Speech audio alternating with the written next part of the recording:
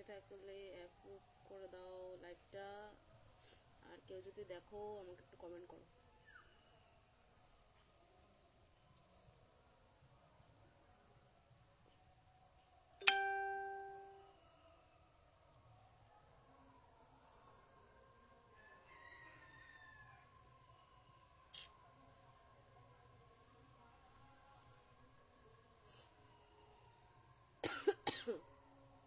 আর লাইভটা যদি কেউ একটু দেখে থাকো একটু কমেন্ট করে দিও, তাহলে আমি বুঝতে পারবো।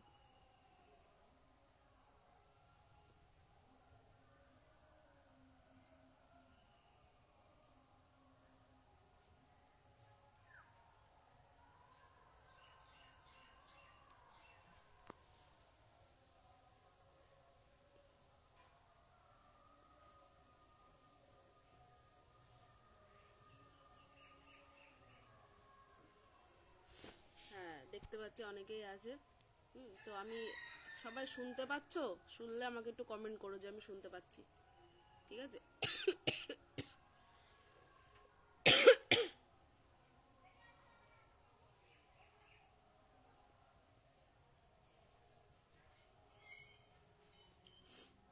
আচ্ছা, তো আমি শুরু করছি। হ্যাঁ, সবাইকে গুড মর্নিং, সুপ্রভাত। কিছু কথা বলার জন্য আমি আসলাম। হ্যাঁ, তো আপনারা ইতিমধ্যে হচ্ছে সবাই জানেন যে আগামী 27 তারিখ, মানে 27শে ফেব্রুয়ারি আর 4 মার্চ আমাদের যে পরপর যে বৃহত্তর আন্দোলন এবং হচ্ছে আইন অমান্য আন্দোলন এবং যে মিছিলের আহ্বান করা হয়েছে, সেটাতে সবাইকে বলবো সবাইকে আসতে। কারণ কি, মানে সরকার আমাদের নিয়ে কিছুটা হলেও ভাবছে, বা মানে যেগুলো পজিটিভ নিউজ পাচ্ছি সরকার আমাদেরকে নিয়ে ভাবছে। এবার ঠিক আছে, এবার যদি আমরা 27 তারিখে বৃহত্তর একটা জমায়েত করতে পারি 27 তারিখে, তাহলে আমাদের মনে হয় না, আমার ব্যক্তিগত থেকে মনে হয় যে আমাদের মনে হয় আর হচ্ছে 4 তারিখে হয়তো নাও যাওয়া হতে পারে, আমরা যদি এরকম চাপ সৃষ্টি করতে পারি। ঠিক আছে, মানে এমন মানে পরিস্থিতি তৈরি করতে হবে যে আইন অমান্য দেখে সবাই ভাবে যে এরা এরা কিছু করতে পারে, এরা চুপ করে বসে নেই। ঠিক আছে, এরকম ব্যাপার। তো আমরা বলবো সমস্ত জেলার থেকে সবাইকে বলবো প্লিজ 27 তারিখে সমস্ত যারা 22 স্টেট পাস আছো সবাইকে বলবো 27 তারিখে আসো। কোনো রকম ভেদাভেদ নয়, কোনো রকম মতাৈক্য নয়, কোনো রকম দল নয়, সবাইকে বলবো 27 তারিখে যেন আমরা সকল 22 স্টেট পাস আমরা এক এপিসি, মানে এপিসি পুরো সল্টলেক সেক্টর 5 আমরা যেন অবরুদ্ধ করে দিতে পারি। পুলিশ তুলতে আগেরবার যেমন 4টে গাড়ি 5টা গাড়ি লেগেছিল, এবার যেন আরও 10-12টা গাড়ি লাগে, আর নতুন করে যেন থানা বানাতে হয় কলকাতায়, এরকম। ঠিক আছে, এরকম মনোভাব নিয়ে সকলকেই আসতে হবে, সকলকেই। আমরা যদি এইবার চাপ দিতে পারি, সামনে লোকসভা ভোট, এইবার যদি আমরা চাপ দিতে পারি, আমরা নোটিশটা বের করতে পারবো। ইন্টারভিউ পরে শুরু হবে সেটা আমরাও জানি, তবে নোটিশটা আমরা বের করে আনতে পারবো। আর নোটিশটা বের করা কিন্তু অত্যন্ত জরুরি। ঠিক আছে, নোটিশটা বের করা অত্যন্ত জরুরি। তাই সবাইকে বলবো সমস্ত জেলার থেকে যারা এখনো কোনোদিন কোনো আন্দোলনে আসেনি, প্লিজ আসবেন ওই দিনকে। সবার কাছে এটা অনুরোধ থাকলো। এই হলো হচ্ছে 27 তারিখ আর 4 তারিখের কথা। আর 4 তারিখ হচ্ছে পারমিশন নিয়ে বিশাল মিছিল হবে, ওদিনকেও আসতে হবে।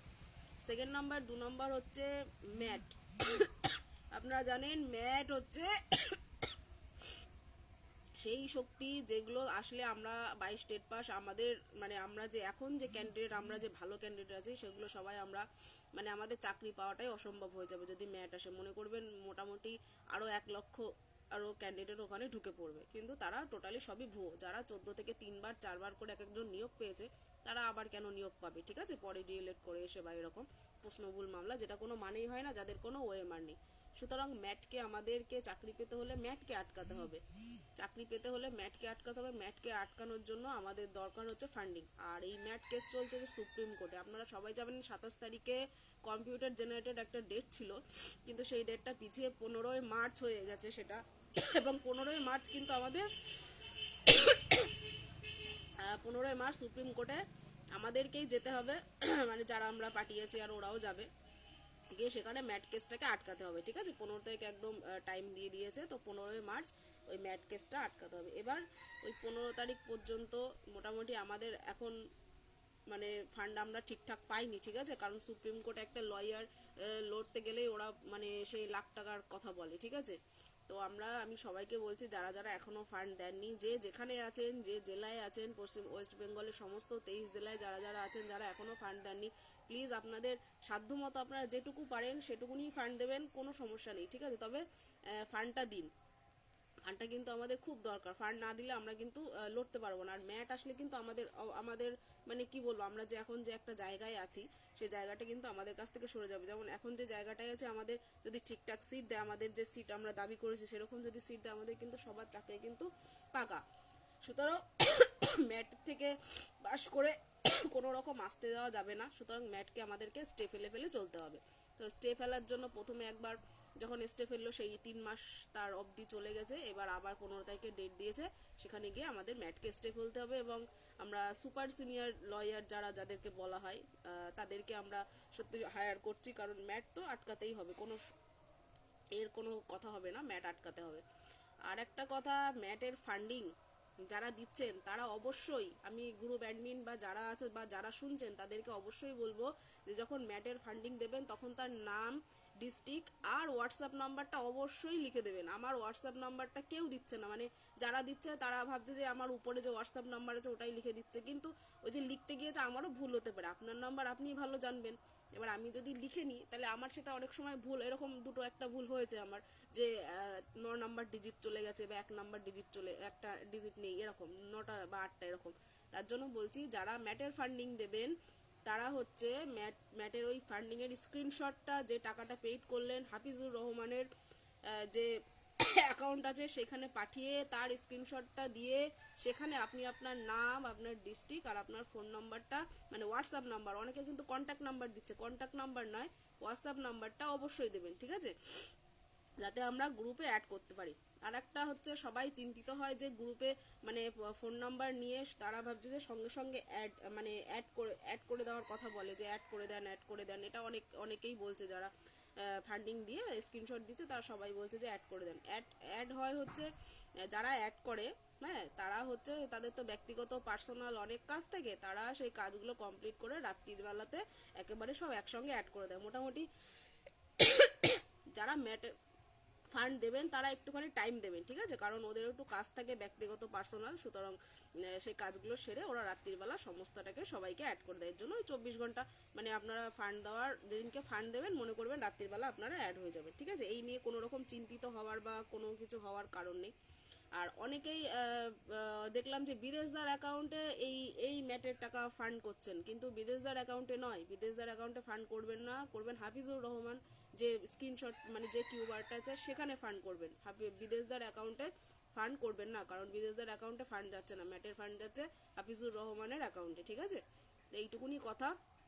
সবাইকে আবার বলবো যে ম্যাটে ফান্ড দেওয়ার পরে কেউ হচ্ছে প্যানিক করবেন না, কারণ 24 ঘন্টার মধ্যে, মানে রাত্রের মধ্যে তাকে অ্যাড করে দেওয়া হবে, কারণ এই অ্যাডের কাজগুলো রাত্রিবেলাতে হয়।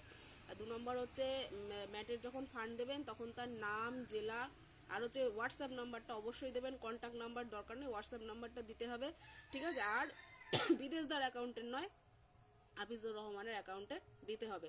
যারা এখনো ফান্ড করেননি, প্লিজ প্লিজ প্লিজ ফান্ডটা করুন, যাতে আমরা ম্যাটটাকে আটকে দিতে পারি, ঠিক আছে। ম্যাট আটকানো অবশ্যই দরকার, আপনারা বুঝতে পারছেন, যারা জানেন যে ম্যাট কি, ম্যাট আটকানো আমাদের পক্ষে অবশ্যই দরকার। চাকরি সুনিশ্চিত করার জন্য আমাদেরকে ম্যাটকে আটকাতে হবে।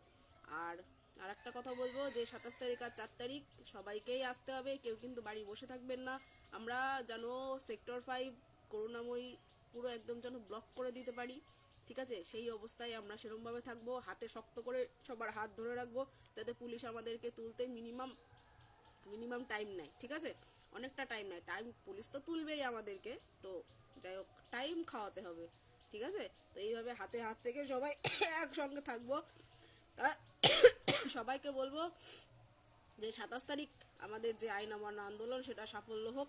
যে যেখানে আছো, 22 স্টেট পাস, যে প্রান্তে আছো, সবাই প্লিজ একটা দিন নিজের অসুবিধা ভুলে, প্রবলেম ভুলে সবাই আসো, এইটুকুনি চাইবো।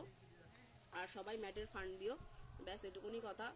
আর 4 তারিখের যে মহা মিছিল আছে, যারা কাছের জেলা তারা তো অবশ্যই আসবে, আর দূরের জেলাতেও যারা আছো তারা একটু আসার চেষ্টা করো, ঠিক আছে। আমাদের পরপর এই যে লাগাতার আন্দোলনের জন্যই সরকার কিন্তু আমাদের কথা একটু হলেও ভাবছে, ঠিক আছে, ভাবছে, এটা ঠিক, ঠিক আছে। নতুন এইসব শেষ হওয়ার পরে আমাদেরটা দেবে, কিন্তু আমরা চাইছি যে তাড়াতাড়ি দিক, দেবে তো অবশ্যই, কিন্তু আমরা চাইছি যে তাড়াতাড়ি দিক। তো তার জন্য এই লাগাতার আন্দোলনের জন্য সরকার আমাদেরকে নিয়ে সত্যিই ভাবছে। আর যদি না আন্দোলন করা হতো তাহলে কিন্তু কবেই মাটি চাপা দিয়ে দিত, 22 নিয়ে কোনো কথাই হতো না। তো এই হচ্ছে ব্যাপার, আমাদের ইমিডিয়েট লোকসভা ভোটের আগে আমাদের নোটিশ বের করতে হবে। সে আপনি ইন্টারভিউ কবে নেবেন আমাদের দেখার দরকার নেই, বাট নোটিশ কিন্তু আমাদেরকে দিতে হবে। এইটুকু বলে সবাইকে বলবো যে ওই দিনকে আসুন, এটুকু বলে আমি লাইভ শেষ করছি। ধন্যবাদ।